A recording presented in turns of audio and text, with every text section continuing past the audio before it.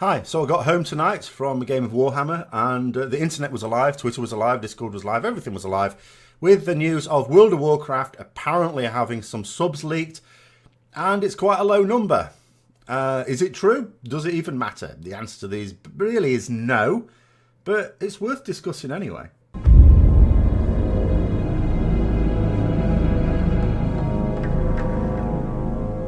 So where has this come from? Well, basically, there was a tweet from WeCorus saying, oh, so Blizzard Entertainment launched a new API, develop.battle.net, recently, and it was leaking player subscription end dates.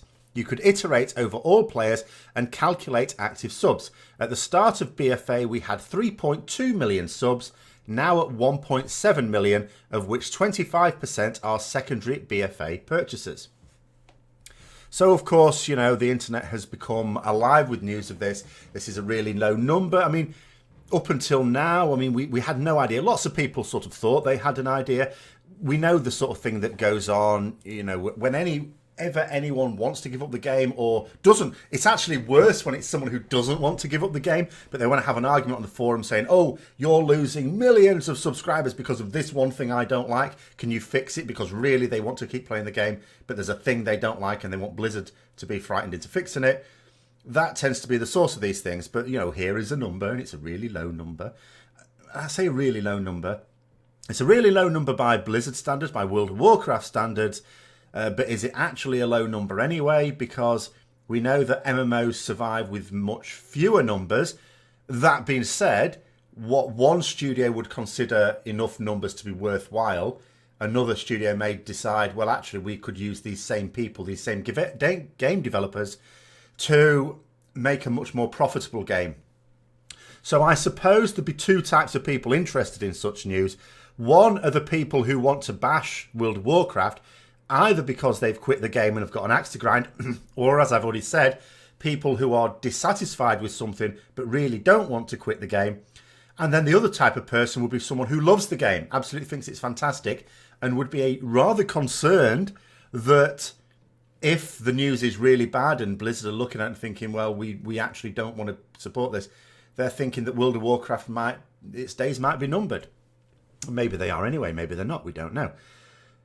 But it's not really true, because then there was a whole load of other tweets as well. But, you know, it can be best summed up with this one later on, saying, because people do not like to read more than one tweet in a thread. To be fair, Twitter is not a great format for doing that. Most people won't. They will just read, which is one of the slight problems with Twitter. I like Twitter, but that is one of its slight downsides. But anyway, it says there is zero proof to this and no way to prove it since the source has vanished. But it says Blizzard contacted me and said it's false as well. Now, maybe it is and maybe it isn't. Obviously, if you want to break that down, as they said, is zero. Basically, it's inferring things. They had some data and they inferred something from it. And that's what they mean. There's zero proof to it. It was just, you know, something that someone did. In the same way that we can try and guess numbers at various points of an expansion based on census programs. But again, it's inferring numbers. It's very much like TV viewer numbers, really. You know, no one can ever really know how many people are watching a television program at a certain time, but you have ways of statistically analysing it by knowing certain people, you know, are watching it and monitoring viewing habits, and then you extrapolate from there. This is a similar sort of thing. And then the other thing about Blizzard contacting them to say it's false as well. Well, I mean, I won't put too much credence on that, because were it not false, I'm quite sure they would still say the same thing. You would certainly never, under any circumstances, see any confirmation from Blizzard that this is the case. But then it comes down to this. Is it even true and does it really matter? I don't know. It may be true. Certainly, if you think about it, there's been... the way oh dear, killed by the parrot, how embarrassing.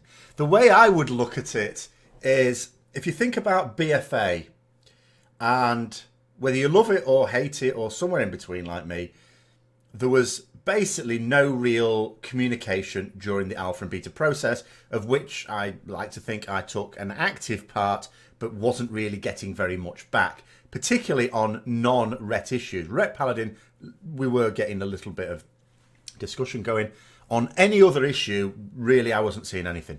And so then we now have the situation in live where it's like they're falling over backwards to do Q&A. They've done Q&A after Q&A in different formats. We've had the normal live Q&As, but much more regularly than we normally do.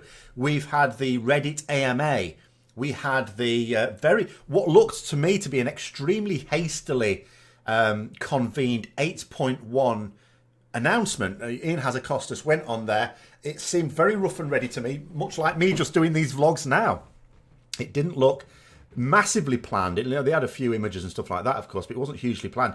Even to the point where he described the name of a raid, which since, very shortly after, he said they're not going to call it that now after all. And it was almost like they announced the content of 8.1 before they wanted to. Again, all part of firefighting.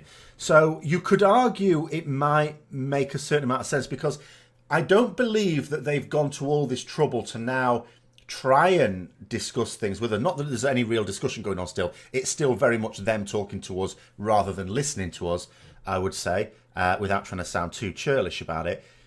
But how do you go from not wanting any communication basically through the alpha and beta process, barring a select number of people on a select number of issues, to all of a sudden doing all this discussion? It's not because we've reacted badly on the forums to it. We were reacting badly on the forums to it during the alpha and beta process. That didn't have them suddenly talking to us. So it would make a certain amount of sense that this knee-jerk reaction is down to much lower sub numbers than were expected. And those sub numbers are, of course, much more modest than they were a few years ago anyway.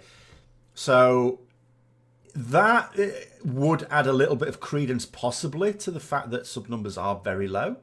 They had the Dreadwake promotion, which is still on, I think. Of course, something like that was planned in advance. The mount obviously was developed some time ago, and they were presumably planning on using it when subs dropped a little bit, but maybe they rushed that out again to shore them up, who knows. So, but again, that would be inference. That's just me piecing a few things together and making certain assumptions, which I do not know are even true. So in terms of what effect it actually has, because I'll be honest, if I'm enjoying the game, and I am, even though I've been critical of it, I think as many people have, but I have been critical of it. I think I've been more critical than praiseworthy, if truth be told. But the fact of the matter is that I am paying for 3 subscriptions at the same time, whilst being a casual. Now, I wouldn't be doing that if I didn't think it was worthwhile. I'm happy to do that, even though I'm not actively using all 3 accounts in any given week or even a lot of the time. I could easily unsub at least one of those accounts and just sub for a month at a time as and when I wanted it. But I am happy to pay Blizzard it, because I'm still overall happy with the gaming experience. I think for the money it's good value. It has been better value is how I would describe it. So to me, it doesn't really matter, because it doesn't matter to me whether the sub numbers are high or low. I'm still going to be playing it. Does it really influence any decision on whether you're going to continue to play a game or unsubscribe yourself? No, it doesn't. From that point of view, it makes no difference at all. The only people who would ever be affected by the sub numbers are the strategic executives in charge of the direction of World of Warcraft. And one thing I'd be absolutely certain of, I know that the amount of money that it takes to develop Blizzard, even though they, spend more than a lot on these expansions, is still, and they've sold so many copies as well. You got to think about it. If this was just a game where you just buy the game and you buy the expansions and there were no subscription, World of Warcraft would still be super profitable. Number of people playing it is no longer analogous to the profit the game is making. Used to be, because all you used to do was pay for the game and pay for your subscription. Now it's very different. People like me are paying way more than some other players as a single player. So, yeah, it doesn't tell you anything about the profitability of it. And as I say, with a lot of copies sold, we believe about 10 million, then, for BFA, much as it was for Legion, then we also know that it's made a lot of money. A lot of money. So there's no financial imperative to stop it. There might be, it could be argued, are leaning towards, well, because I always argue if they were ever to do another Warcraft game, whether it be another MMO, whether it be another type of game, I mean, I know some people want another RTS, whatever it happens to be, I always sort of concern myself, particularly if it's an MMO, I always argue if you go to the money people and it'd be like them saying, is this game that you want, you know, let's say it costs 250 million and about 5 years of development before you really see any of it back, is it going to make more money than World of Warcraft makes? And I would have thought the answer would have been no, and therefore it'd be a non-starter. But maybe that wouldn't be true.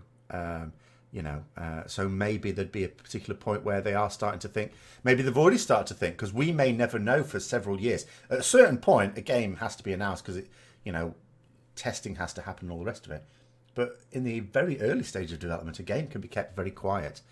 Who knows? Who knows? But I mean, I would just say in summary on this, first of all, we don't know it to be true. It's very unlikely even to be true.